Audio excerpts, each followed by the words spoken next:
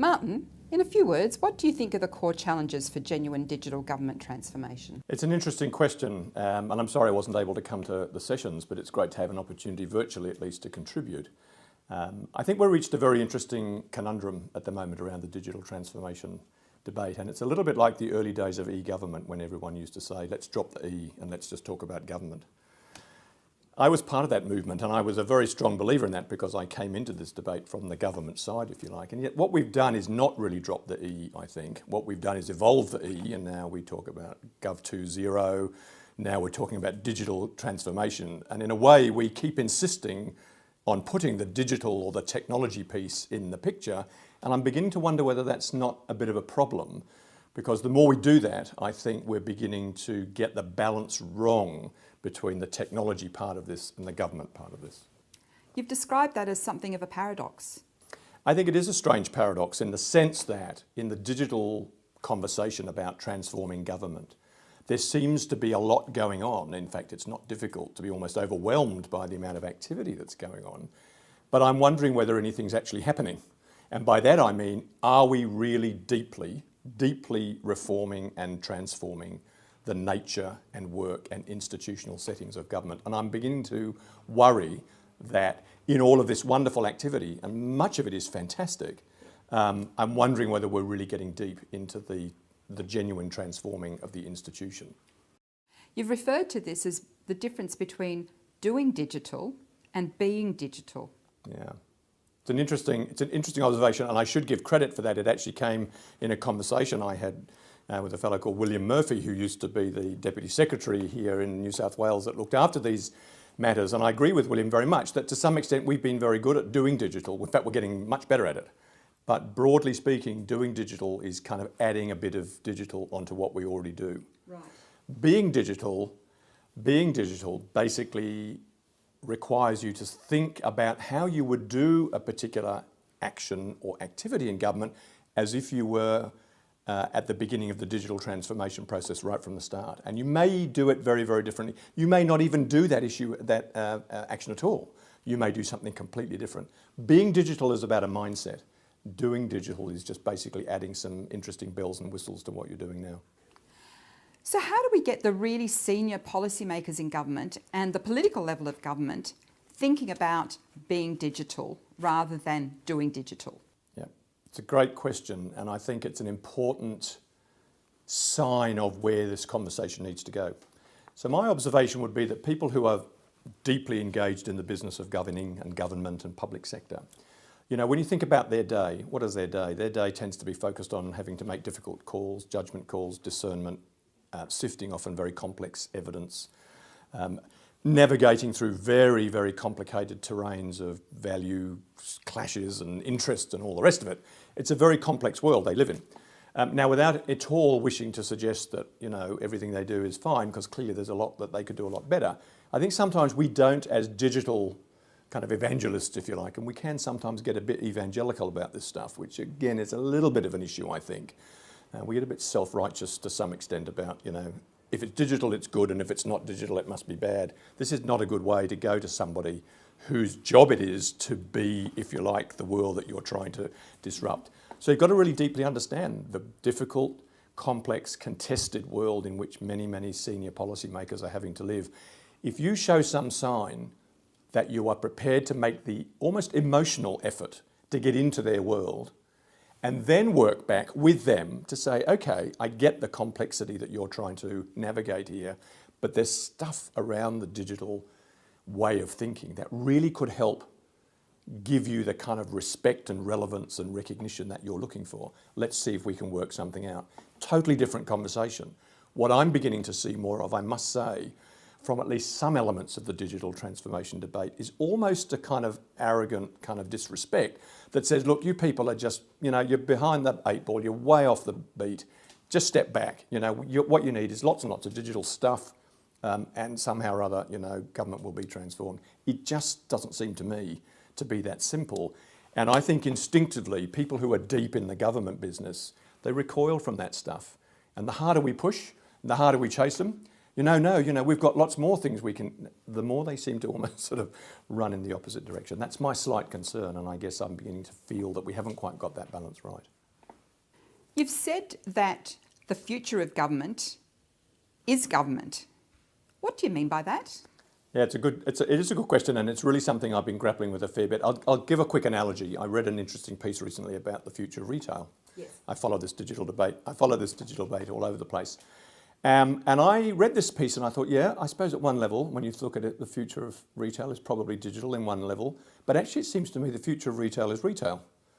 Now, digital will come along and it will disrupt and it will come up with some astonishing stuff that we've never even thought about. And, I'm sure if I was a retailer, I'd think to myself, yeah, my whole future is going to be determined to some extent. And that's partly true. But actually, the future of retail is what it is we think retail will become in the next 10 or 20 years. It's exactly the same in government, I think.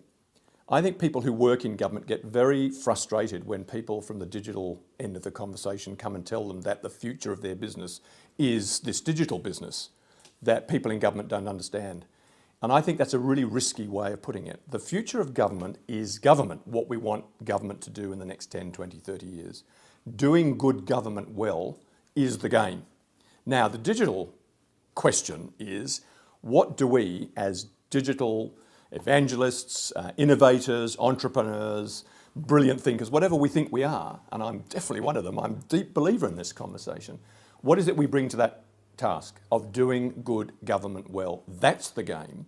And the future of doing that is the future of doing that. What do we bring to that conversation? If we start there, I suspect as digital change makers, shape shifters, if you like, we'll get a much better hearing from people who will immediately hear that we understand that the future of their business is their business. Our job is to help that future emerge much more effectively, much more powerfully, and much more impactfully than it might otherwise do. And that's what I'm suggesting we have to say to ourselves. The future of government is not digital. The future of government is government. Digital brings something quite profound to that equation. That's kind of where I think we've got to play in the future. So in talking about the future of government is government, there must be a great deal of complexity under that statement. What are some of the points of complexity? Well, I'm glad you asked me that because I did think about that a bit before we had this conversation. And I kind of reflected on my own experience, having spent on and off the last 30 years either working inside government or with government officials and politicians, and then obviously reflecting over the last little period. So if I can just quickly refer to the kind of quick thoughts I put down. So these would be what I would put on the table. A focus on making policy better, designing services with impact and equity, using evidence more systematically to inform practice and outcomes, attracting and retaining requisite talent, conceiving and protecting what the public interest is or the common good. This is a very, very complicated business in government, and it's core, it seems to me, to what we want governments to do. This idea of kind of voting for the future, thinking long term, that's another thing they need to do. How do we work with crowds of experts, people with real insight that we need to corral? How do we fight big issues around things like inequality? I think too, just rescuing issues like trust and legitimacy. I mean, I think we're seeing around the world at the moment, my goodness, we live in the age, as somebody I read recently in the paper, the age of distrust, right? This is becoming an absolutely central business challenge for government. It really is. And unless we understand that as digitalists, if you like, unless we get on board with that kind of collection of things that drive the deep heart of government, we're going to struggle, I think, to be invited into their world. And that's part of my challenge about where we've been with this conversation. We keep pushing to get into their world, but I think perhaps sometimes not spending as much time and energy and almost emotional energy, empathy, to understand that's the world they live in. That is the business of government. What do we have to help them do that? Another good point, and I think really at the core of your discussion, is the idea that if digital is changing everything in government, why isn't everything changing? Yes, I love paradoxes. Someone said to me the other day, we live in an age of transition, right? We're in the transition. And they said to me, the defining characteristic of transitions is paradox. Two apparently opposite things both being true. So it's interesting. There does seem to be a lot going on, and yet somehow things aren't changing. My own sense is that I don't think we've quite got the balance right between a kind of digital determination to get stuff done. And I think about the work I've witnessed, obviously here to some extent in New South Wales and in federally, the Digital Transformation Office, fantastic energy and commitment. Go and look at the story for Government Digital Service in the UK. And I've read recently some stuff that Mike Bracken, the former head of GDS, in fact, I think there was an article in the Mandarin a little while ago, who made the point that we've barreling along trying to get work done, projects done, and that's the best way to get progress. And yet I don't think we're spending enough time to really understand the deep sources of power and influence and structural, kind of the architecture almost. We're sort of saying, yeah, we're kind of busy doing projects, right? We're busy digitising bits of government. So, stay tuned, we'll come back to you and let you know how that's going. And of course, the more we do that, the more everyone will stand back and say, wow, that's terrific, we now get it. Well, I think maybe that's not working as well as it might, because we seem to be leaving a large part of the conversation unattended, which is deep, respectful, but demanding conversations with people who are at what I would call the commanding heights of power and influence across the public sector. And my experience, directly, as somebody who knows a few of those people and works with them, but my anecdotal evidence back is that they are still sceptical about how this new game plays into their world. And to that extent, yes, there's a lot of activity going on, but are we genuinely doing what Mike Bracken himself said in this article? He felt he was trying to reform the institutions of government from within. Well, good, that's great. Question is, how do you do that most effectively? And frankly, how would you know whether you're really being successful? And I get mixed stories about quite how purposeful and effective that's being. So I think we've got to think about our game plan a little bit. Getting at the distinction between projects that deliver low-hanging fruit, the quick wins, the things that might get out to citizens really quickly, versus those projects that would require deep system thinking, institutional change, maybe even legislative change. Can those two types of digital transformation project coexist?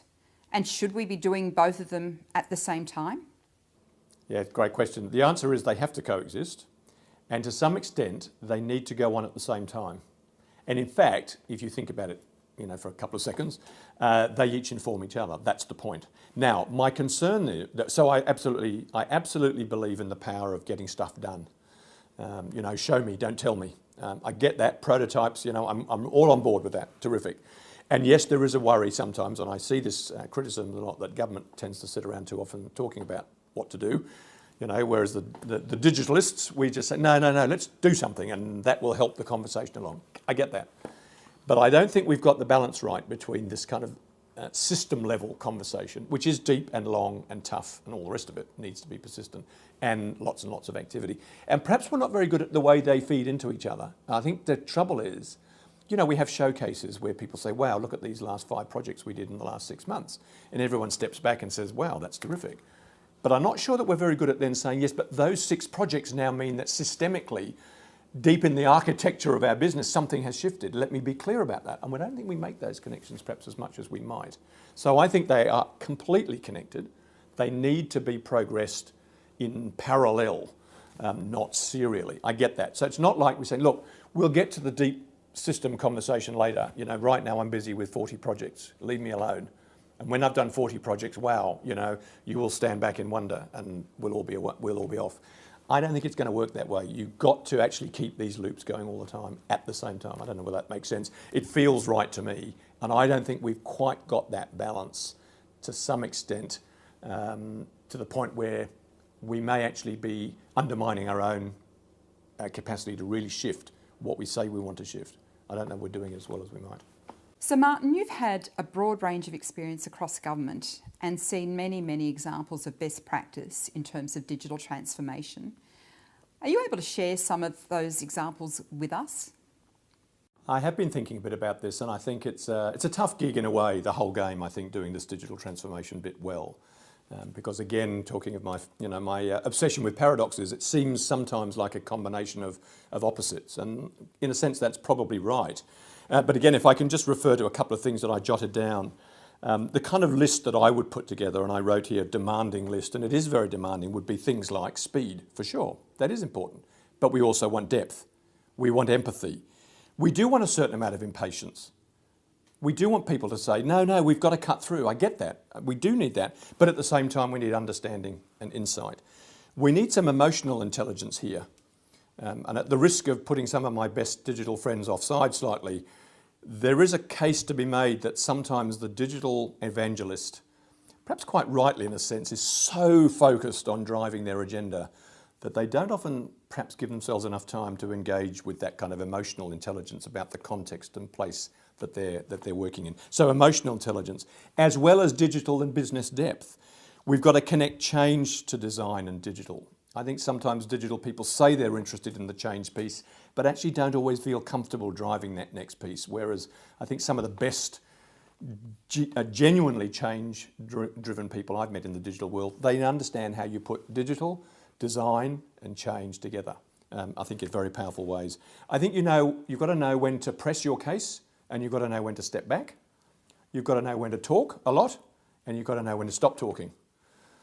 It sounds difficult, right? And that's because it is difficult. And I think if we understand that complex mix of factors that need to play, then I think we're going to make a lot more progress. But at the moment, I'm not sure some of our best digital transformers, if you like, are perhaps sufficiently manifesting that mix and contradictory set of ideas. Anyway, that to me is kind of best practice. It's a bit of a ragbag, but I think those kind of elements are becoming increasingly important.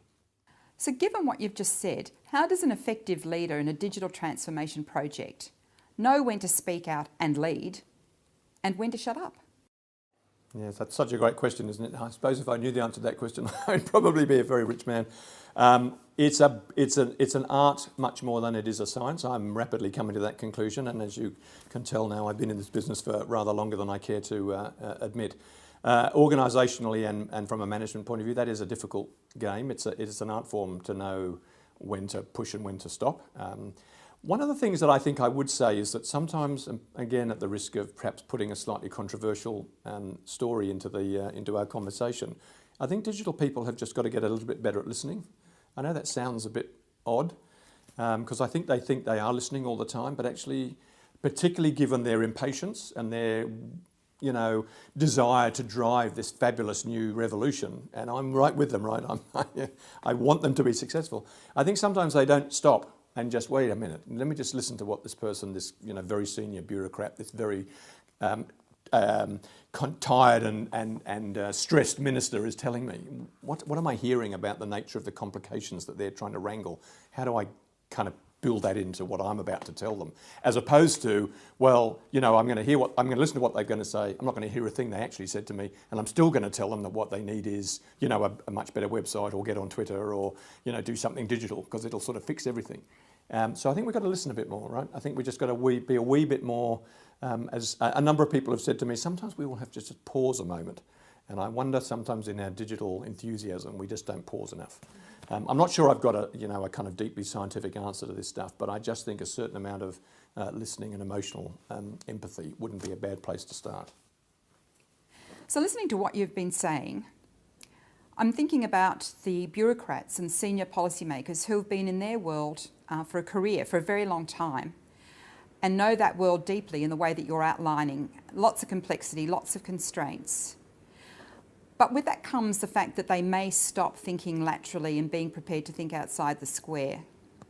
So I guess listening to what you're saying, how much scope is there for them to shift position? Some of the ideas I'm trying to grapple with here, and I am grappling with this stuff, as you can tell, I'm thinking this through still. It can sound like a bit of an apologist, right, for, government is complicated and difficult, and gosh, how many times have I heard that story? Yeah, it's easy for you people in, Uber and Airbnb and Twitter and so on, that's a digital world, this is our world. So I get that, and I think that's a very fair point, and I think there is a sense that to the extent I'm giving some advice here to some of my digital colleagues, if you like, and as I say, I firmly plant myself in that camp. The truth is I spend as much time in the other camp. I came to this conversation out of government and out of a policy and strategy role, not out of a technology role. And yes, I think you're dead right. I think as much advice needs to go to ministers, senior bureaucrats, and folks who are being somewhat stubborn, frankly, about their willingness to, get out of the groove and recognise that actually digital genuinely is changing everything. There is no question about that. And yes, to some extent, there is a kind of get on board or get off. I get that. And I think it's a very fair balance that you've introduced into the conversation, because the risk is that we're sort of suggesting, the digital end of this conversation's got to be all giving, and we just have to put up with it, whatever crap, as it were, we get thrown at by the deep, dark mysteries of the bureaucracy. We do not. That is true, and we've got to be demanding, and we've got to say to folks, no, these things apply to you as well. And hopefully somewhere in between that, we've got a real sense that there's a coming together. But it's a very fair point, and it's a well-made point. I absolutely take it. So another observation that I'd have is that, we've had departments focusing on deregulation. In fact, we've had a Federal Department of Finance and deregulation. We've got better regulation in New South Wales. It seems to me that there's not just red tape, but listening to somebody in government recently, she said that there was also beige tape. In other words, as part of digital transformation, people inside agencies need to look at the rules and regulations and procedures that they've created that go unchallenged year after year, but aren't necessarily enshrined in legislation or have any long-term valid basis to be there. How much scope do you think there is for people to fundamentally have a look at some of these things? I think that's right, and I'd go back to the our earlier comments about the shift from doing to being digital. If you start from the premise that digital is in your mindset from the start, you ask very deep questions about why we're doing something in the first place, because there may be a way of getting the outcome that we're after without doing it the way we're doing it now. Couldn't agree more. I think that's absolutely right. And I think increasingly, it's interesting in New South Wales, right? We have a Minister for Innovation and Better Regulation. Maybe that's a step, and that's terrific. And Victor Dominello is running a very good, if I can just plug a small hometown advantage, as it were. I think Victor Dominello is doing a great job in that regard.